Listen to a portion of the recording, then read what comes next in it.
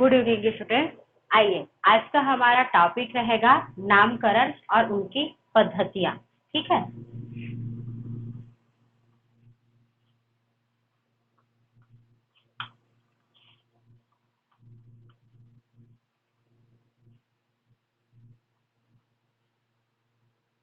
देखिए, यहाँ पे हम बात करने वाले हैं नामकरण या नॉमेनक्लेचर होता क्या है, कितने प्रकार का होता है, कैसे हम जीवों का नामकरण करते हैं और नामकरण की आवश्यकता क्यों पड़ी। ठीक है। और नामकरण करने के क्या क्या नियम है, इन सारी विधियों का, टॉपिकों का हम यहाँ पर बिंदुओं पर चर्चा करेंगे, है ना। और एक एक बिंदुओं को ध्यानपूर्वक देखेंगे, सीखेंगे, ताकि हम आने वाले जंतुओं का भी आसानी से क्या कर सके, नामकरण कर सके, उनका नामकरण जो है ना, सरल तरीके से लिख सके। ठीक है। जैसा कि आप सभी जानते हो, यदि हम बात करें नामकरण है क्या। ठीक है। सबसे पहले हम इसी को देखते हैं कि नामकरण होता क्या है। तो देखिए, वर्गीकी में किसी भी पौधे या जंतु का पहचान करने के पश्चात, ठीक है, देखिए, वर्गीकी आप जानते हो जीव विज्ञान की एक ऐसी शाखा है जिसमें जीवों को ढूंढने, है ना, या खोजने के पश्चात उसके लक्षणों का, है ना, समानता या असमानता के आधार पे उसको एक विशिष्ट समूहों में रखा जाता है। रखने के बाद उसका किसी मान्य प्रणाली के आधार पर नामकरण किया जाता है। तो ये कहलाती है वर्गीकी, है ना। तो यहाँ पे हम वर्गीकी में देखिए, प्रत्येक जीव का नामकरण करना बहुत ही आवश्यक होता है। ठीक है। तो पहले नामकरण देख लेते हैं, फिर उसका नामकरण करना क्यों आवश्यक है उसके बारे में देखेंगे। ठीक है।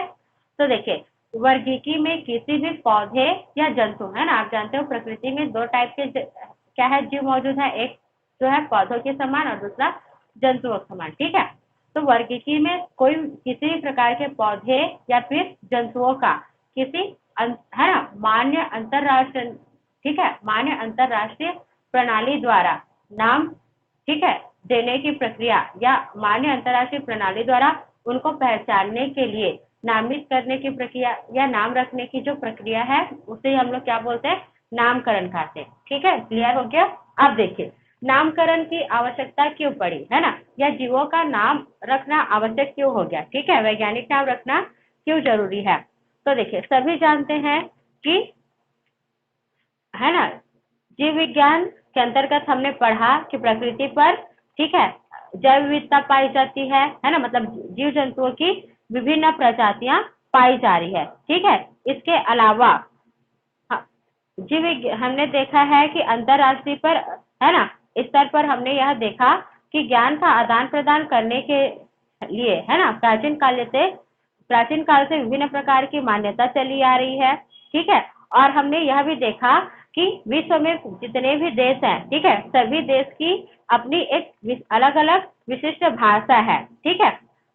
इस आधार पर यदि हम किसी एक स्थिति में क्या करते हैं, है ना, एक इस देश से दूसरे देश पर जाते हैं और उन देशों में अपने देश के भाषा का प्रयोग करते हुए बातचीत करते हैं, तो चूंकि जिस देश में जा रहे थे वहां के लोग तो हमारी भाषा को नहीं जानते रहते, तो उस स्थिति में वो हमारी भाषा को समझने में क्या करेंगे, असुविधा महसूस करेंगे। जैसे कि उदाहरण में आप देख सकते हो, हम मान लीजिए हम एक देश में जाते हैं और वहां पे गौरैया के बारे में बात करते हैं, है ना।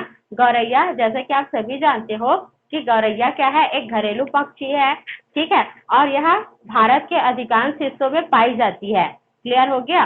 देखिए, अब भारत में सभी जगहों पर इसे गौरैया ही कहा जाता है, लेकिन आंध्र प्रदेश में गौरैया को पिच्चुका कहा जाता है, जापान में गौरैया को सुजुने कहा जाता है, स्पेन में गौरैया को पाउडर कहा जाता है, हॉलैंड में गौरैया को मुष्ट कहा जाता है, और इंग्लैंड में गौरैया को, है ना, उसका इंग्लिश नाम हाउस स्पैरो बोला जाता है।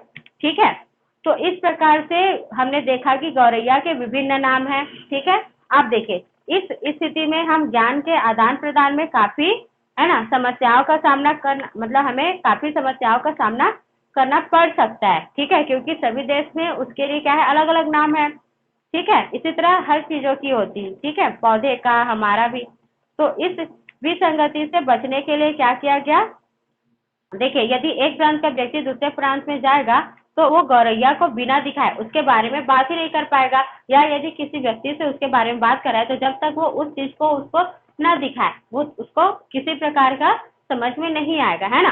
तो इसी असुविधा से बचने के लिए जो कैरोलस लिनियस है, उन्होंने क्या किया, नामकरण की आवश्यकता को अनुभव किया। ठीक है, तो समझ में आया सबको नामकरण की आवश्यकता क्यों पड़ी, है ना। तो इस प्रकार से हम देखते हैं। चलिए उसके बाद हम देखेंगे कि जो नामकरण की पद्धतियां हैं वो कितने प्रकार की है, या कितनी पद्धतियों में हम जीवों का नामकरण कर सकते हैं, है ना। तो देखिए नामकरण की जो पद्धतियां हैं वो 3 टाइप की हैं।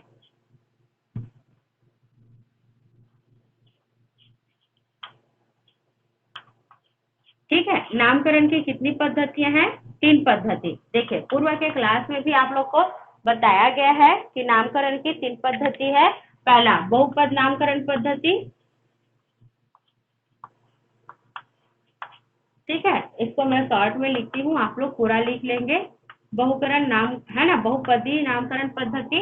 उसके बाद दूसरा आएगा, या बी लिखेंगे हम, द्वि नामकरण पद्धति। ठीक है, उसके बाद तीसरा आ जाएगा त्रिनामकरण पद्धति। देखिए तो इस प्रकार से जीवों के नामकरण करने की कितनी पद्धतियां हैं, 3 पद्धतियां, है ना। बहुपदी नामकरण पद्धति, द्विनामकरण पद्धति और त्रिनामकरण पद्धति। अब देखिए बहुपदी नामकरण पद्धति है क्या, तो देखिए इस पद्धति में क्या किया जाता है, किसी भी जीव का नाम एक वर्णनात्मक शब्दों में लिखा जाता है। ठीक है, जैसे हम आजकल के डेट में होता क्या है, प्रत्येक लोग अपने, है ना, जो भी संतति आते हैं उनका नाम क्या करते हैं, छोटे और है ना, सुस्पष्ट नाम लिखते हैं। ठीक है, ताकि बोलने में आसानी हो, लिखने में भी आसानी हो। ठीक है, लेकिन ये जो बहुपद नामकरण पद्धति वो एक ऐसा नामकरण पद्धति है जिसमें जीवों का नाम किसमें रखा जाता है, तो वर्णन, ठीक है, वर्णनात्मक शब्दों में रखा जाता है। ठीक है, मतलब बहुत लंबा चौड़ा नाम रखा जाता है, उसको बोलते हैं बहुपद नामकरण पद्धति। समझ में आया सबको। जैसे कि हम उदाहरण देखें, बहुपद नामकरण पद्धति का बहुत ही अच्छा उदाहरण है। देखिए कैरियोफिल्लम, है ना, एक पादप का नाम क्या है, देखिए एक बहुपदी पद्धति में एक पादप पादप का नाम जो है कैरियोफिल्लम रखा गया।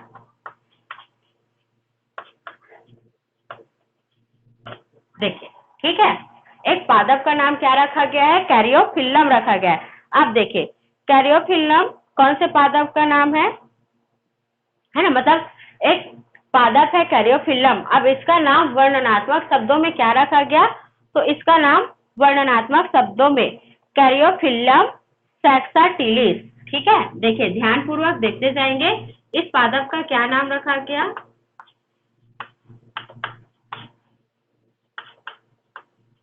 कैरियोफिल्लम सैक्साटिलिस। ध्यान पूर्वक देखते जाएंगे, है ना, क्योंकि नए शब्द हैं और नए शब्दों को जनरली आपको बोलने में परेशानी हो सकती। ठीक है, सैक्साटिलिस फोलिस ग्रैमिनीस। ठीक है, फोलिस ग्रैमिनीस अम्बलेटिस। देखिए ये किसी भी पौधे का अलग अलग नाम नहीं है, ये एक ही पादप का नाम है। देखिए इसको मैं एक साथ लिखती, लेकिन यहाँ पे हम द्विनाम और त्रिनाम पढ़ेंगे, इसलिए वो उसको यहाँ लिखी हूँ, है ना, नीचे में। तो याद रखेंगे बहुपदी नामकरण में किसी भी, है ना, जीव का नाम जो है वर्णनात्मक शब्दों में लिखा जाता है। जैसे कि एक पादप है कैरियोफिल्लम, इसका नाम, है ना, इस पद्धति के अनुसार कैरियोफिल्लम सैक्साटिलिस फोलिस ग्रैमिनीस अम्बलेटिस रखा गया है। ठीक है, अब देखिए इतना लंबा नाम रखने का क्या अर्थ है। ठीक है, उसके अलावा और भी इसमें एक शब्द है कोरिम्बिस। देखिए अब इतना लंबा नाम देने का अर्थ क्या हो गया, या इतना वर्णनात्मक वर्णन करने का अर्थ क्या हो गया, तो इसका अर्थ है कि कैरियोफिल्लम एक ऐसी पादप है जो चट्टानों पर उगता है। ठीक है, समझ में आया। ठीक है, जो चट्टानों पर उगता है, जिसकी पत्तियां घास की तरह होती है। ठीक है, क्लियर हो गया। और जिसमें, है ना, देखिए कोरिम्बिस लिखा है ना, और कोरिम्बिस मतलब क्या होता है, कोरिम्ब होता है, और कोरिम्ब मतलब समसिक पुष्पक्रम। क्लियर हो गया। ठीक है, तो इतना आप लोग याद रखेंगे। और ग्रैमिनीस मतलब होता है ग्रैमिनी, और ग्रैमिनी मतलब घास फूल। ठीक है, याद रखेंगे। तो इसमें पहले ही बोला गया है कि कैरियोफिल्लम एक ऐसी पादप है जो कहाँ उगता है, चट्टानों पर उगता है। जिसकी पत्तियां घास के जैसी होती है और जिसमें क्या होता है, कोरिम्ब पुष्पक्रम, या आगे बताऊंगी कि पुष्पक्रम क्या है, ठीक है, पुष्पों की लगने का क्रम है। तो इसमें क्या होता है, कोरिम्बिस पुष्पक्रम, कोरिम्ब पुष्पक्रम या समसिक पुष्पक्रम पाया जाता है, इसलिए यहाँ कोरिम्बिस शब्द का उपयोग किया गया है ना। तो चूंकि देखिए किसी भी व्यक्ति के लिए इतने लंबे नामों को याद रखना क्या होता है, कठिन होता है ना, इसलिए कालांतर में ही यह पद्धति का बहुत ही कम उपयोग किया जाने लगा, ठीक है। तो इस प्रकार ये था बहुपद नामकरण पद्धति। उसके बाद आगे हम देखते हैं द्विनामकरण पद्धति, ठीक है। तो इस नामकरण पद्धति के प्रणेता कौन है, कैरोलस लिनियस,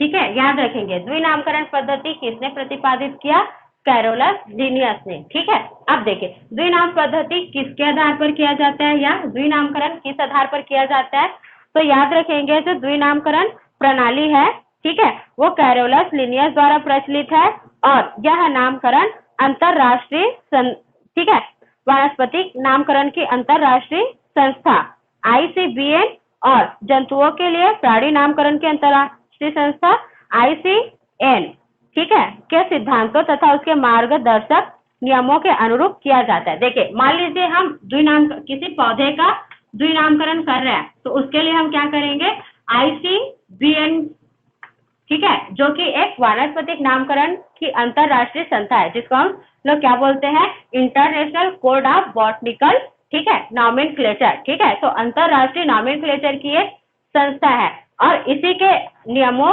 और मार्गदर्शक के आधार पर किसी पौधे का द्विनामकरण किया जाता है। और मान लीजिए हम किसी जंतु का नामकरण कर रहे हैं, तो उसके लिए हम लोग क्या करते हैं, एक नाम है ना, जंतुओं के नामकरण की अंतरराष्ट्रीय संस्था, ठीक है, international code of zoological nomenclature, ठीक है। तो वहां पे हम लोग क्या करते हैं, इस संस्थाओं के जो नियम है, मार्गदर्शक है, उसको फॉलो करके किसी भी जंतु का द्विनामकरण करते हैं, ठीक है। और द्विनामकरण में प्रत्येक जीवों का जो नाम होता है वो 2 शब्दों का बना होता है, आप सभी को पता है। चलिए इसको क्लीन करते हैं।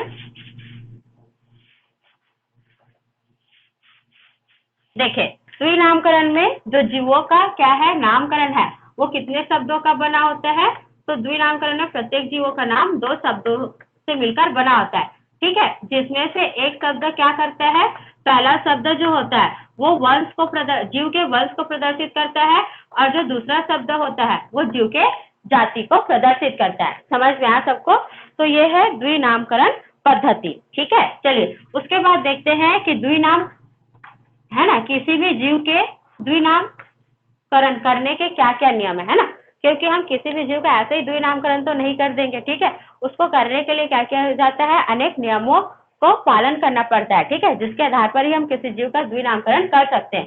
तो चलिए देखते हैं कि द्विनामकरण करने के क्या क्या नियम है, ठीक है।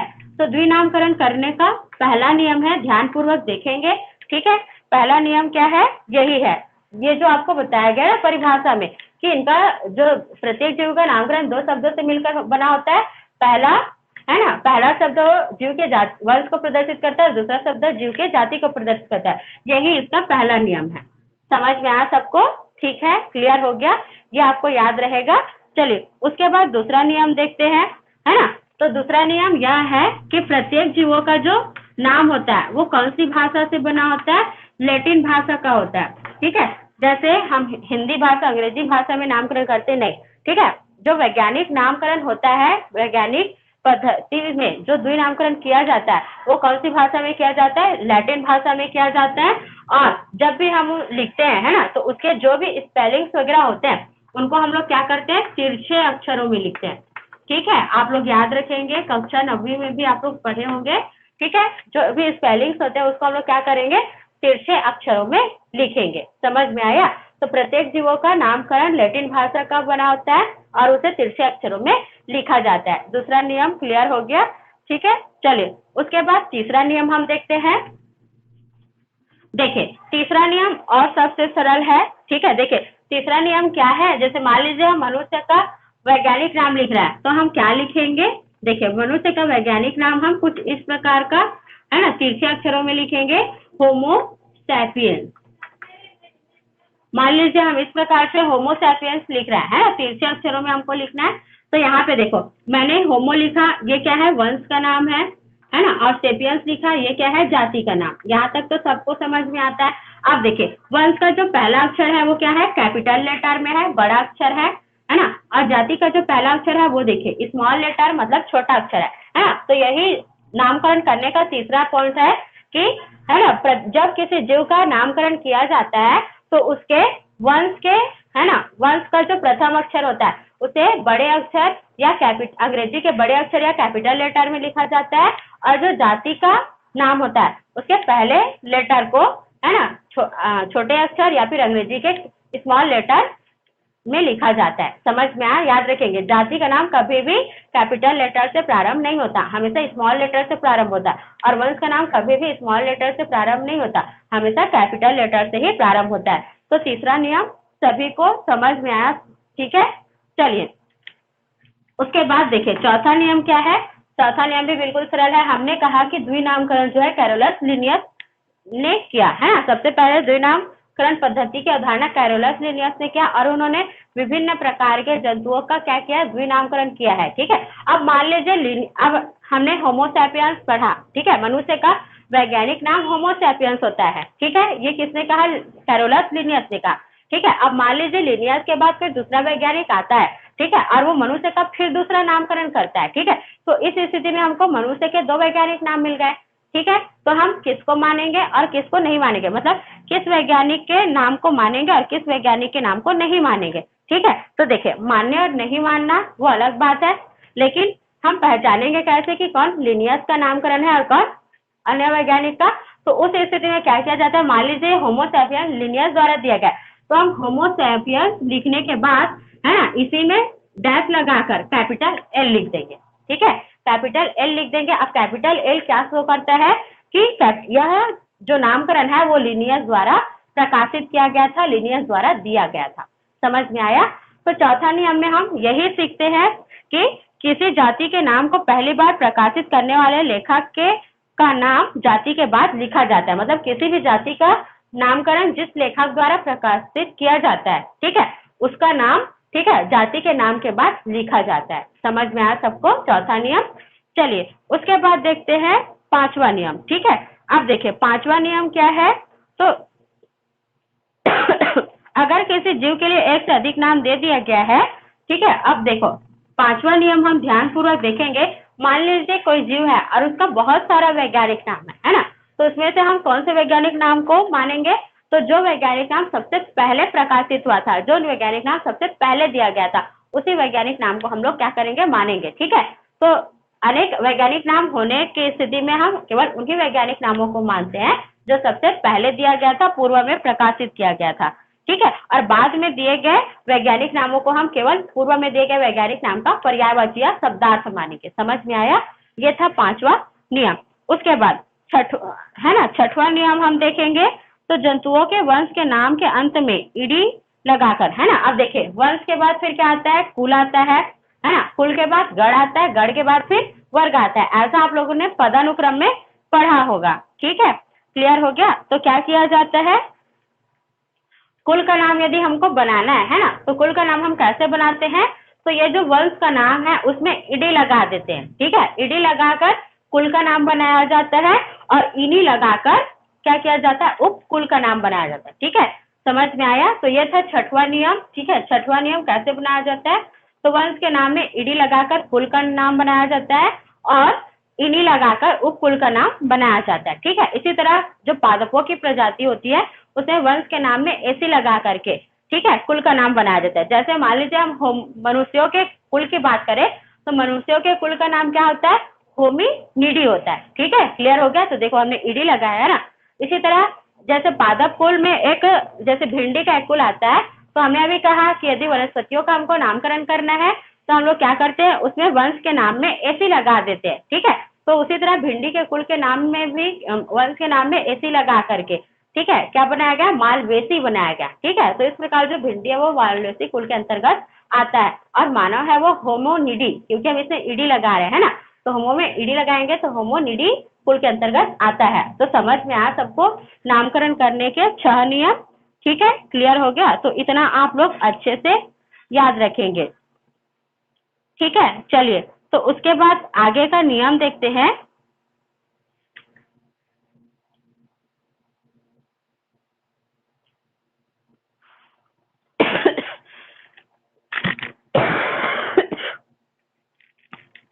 उसके बाद हम आगे देखेंगे। देखिए, इतना को मैं क्लीन करती हूँ, है ना? तो 6 नियम हमने देखा। उसके बाद और देखना है 7वां नियम। देखिए, 7वां नियम है क्या? तो प्रत्येक जाति का नाम 3 अक्षरों से कम या 12 अक्षरों से अधिक नहीं होना चाहिए। ठीक है, यदि हम किसी जंतु का नाम कर रहे हैं, है ना, तो उसका जो नाम है वो क्या होना चाहिए? 3 अक्षरों से कम भी नहीं होना चाहिए और 12 अक्षरों से अधिक भी नहीं होना चाहिए। ठीक है, 3 से कम नहीं होना चाहिए व 12 से अधिक नहीं होना चाहिए। ये है 7वां नियम। ठीक है, क्लियर हो गया? चलिए, उसके बाद 8वां नियम देखते हैं। 8वां नियम यह है कि किसी भी जाति का जो नामकरण कर रहे हैं वो हमेशा सरल या संयुक्त होना चाहिए। ठीक है, समझ में आया? यदि हम किसी जीव का नामकरण कर रहे हैं तो उसका नाम कैसा होना चाहिए? या तो सरल होना चाहिए या तो संयुक्त होना चाहिए। देखिए कैसे? सरल के अंतर्गत जैसे मानव का वैज्ञानिक नाम होमोसेपियंस एक सरल नाम है ना? इसी तरह यदि हम संयुक्त की बात करें तो संयुक्त में जैसे आप लोग क्या देखे होंगे, है ना, गुड़हल का नामकरण। तो गुड़हल का नामकरण क्या होता है? हिबिस्कस रोजा साइनेंसिस। ठीक है, हिबिस्कस रोजा साइनेंसिस। तो ये क्या है? एक प्रकार का संयुक्त नाम है। ठीक है, समझ में आया सबको? चलिए, उसके बाद 9वां नियम देखते हैं जल्दी से। तो 9वां नियम यह है कि पौधे के लिए और जंतुओं के लिए, ठीक है, पहले से दिए गए वैज्ञानिक नाम, ठीक है, अमान्य किए गए हैं। क्लियर हो गया? उसके बाद देखिए आगे की ओर और देखेंगे।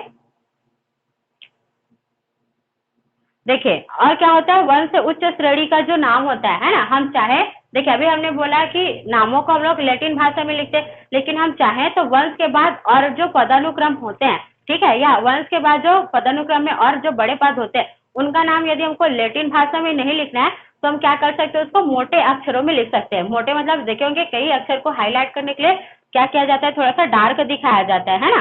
तो ठीक वैसे ही हम लोग क्या कर सकते हैं? इसको मोटे अक्षरों में लिख सकते हैं। समझ में आया सबको? ठीक है, तो इस प्रकार से ये हो गया आप लोग का द्विनामकरण पद्धति के नियम। ठीक है, चलिए उसके बाद जल्दी से देखते हैं त्रिनामकरण पद्धति।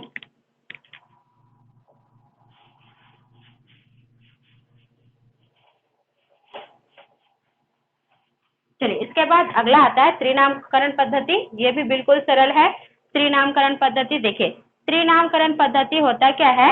तो इस पद्धति में प्रत्येक जीवों का नाम 3 शब्दों से मिलकर बना होता है। ठीक है, त्रिनामकरण पद्धति में प्रत्येक जीवों का जो नाम होता है वो 3 शब्दों से मिलकर बना होता है, जिसमें से पहला शब्द जाति के वंश को प्रदर्शित करता है, दूसरा शब्द जाति, है ना, किसी भी जीव के जाति को प्रदर्शित करता है, और तीसरा शब्द किसी भी जाति के उप, मतलब जीव के उप जाति को प्रदर्शित करता है। तो इसको बोलते हैं त्रिनामकरण पद्धति। ठीक है, जैसे कि उदाहरण में आप लोग देखेंगे तो उदाहरण में क्या आ जाएगा, है ना? जैसे हम लोग क्या करेंगे, यहाँ पे यदि हम शेर की बात करें या चीता की बात करें, ठीक है, तो चीता आप लोग देखे होंगे, है ना? शेर की जो है 3 प्रकार की प्रजातियां पाई जाती है। एक क्या हो गया आपका? तेंदुआ, दूसरा चीता और तीसरा, है ना, बाघ। ठीक है, बाघ, सॉरी, बाघ या चीता, और दूसरा क्या होता है? शेर होता है। ठीक है, तो यहाँ पे आप देखेंगे शेर, है ना, टाइगर का जो नाम होता है उसको क्या किया जा, है ना, क्या लिखा जाता है? तो पैंथरा लियो, सॉरी, इसमें शेर नहीं आएगा बल्कि क्या आ जाएगा? भारतीय कौवा आ जाएगा। ठीक है, देखिए भारतीय कौवा जो होता है उसको हम लोग क्या बोलते हैं? शेर में केवल द्विनामकरण पद्धति में आएगा, है ना? तो भारतीय कौवा को हम लोग क्या बोलते हैं? कार्पर, सॉरी, कार्वर स्प्लेंडर,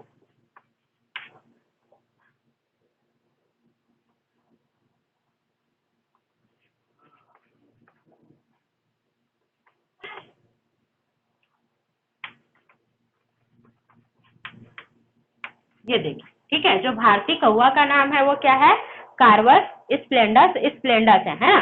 तो यहाँ पे ये जो फर्स्ट कारवा शब्द है वो कौवे के वंश को प्रदर्शित कर रहा है, दूसरा शब्द जो है वो स्प्लेंडर्स को प्रदर्शित कर रहा है, और तीसरा शब्द है ना, मतलब जाति को प्रदर्शित कर रहा है, और तीसरा स्प्लेंडर्स जो है वो भी क्या कर रहा है, उसके उपजाति को प्रदर्शित करता है। ठीक है, तो ये हो गया हमारा भारतीय कौवा। ठीक है, उसके बाद जो म्यांमार का कौवा होता है ना, म्यांमार देखे होंगे, देश का नाम सुने होंगे, वहां का कौवा का नाम जो होता है वो क्या होता है, कार्वर स्प्लेंडर, ठीक है, इंसोलेंस। ठीक है, याद रखेंगे कार्वर और ये स्प्लेंडर सेम रहेगा, और क्या लिखा जाता है, इंसोलेंस, है ना। तो यहाँ पे आप इसे अंतर अच्छे से डिफाइन कर सकते हो कि भारतीय कौवा को ये कहा जाता है और म्यांमार का कौवा जो होता है उसको कार्वस स्प्लेंडर इंसोलेंस कहा जाता है। तो ये था त्रिनामकरण पद्धति। तो अच्छे से पढ़िए, याद रखिए, और विभिन्न प्रकार के जंतुओं का वैज्ञानिक नामकरण याद करिए, है ना। जैसे विभिन्न प्रकार के जंतुओं का आप लोग जानते होंगे, मानव का, ठीक है, गुलाब का जानते होंगे, रोजा इंडिका, ठीक है। इसी प्रकार आप लोगों को सरसों का पता होगा, ब्रासिका कंपेस्ट्रिस, ठीक है। इसी प्रकार आप लोगों को चूहे का पता होगा, रैटस रैटस, ठीक है। इसी प्रकार आपको अरहर के दाल का पता होगा, कैजिनस कैजेस, ठीक है। मटर का पायसम सटाइवम। तो अनेक प्रकार के जंतु पौधे हैं, उन सब का, है ना, जो भी आपसे बन पड़ रहा है, कम से कम एक दिन में 3-3 नामकरण याद कीजिए। तो इस तरह से आपको डेली बहुत सारे नामकरण याद हो जाएंगे। तो नामकरण का प्रैक्टिस कीजिए, नियमों को याद कीजिए, ठीक है। चलिए।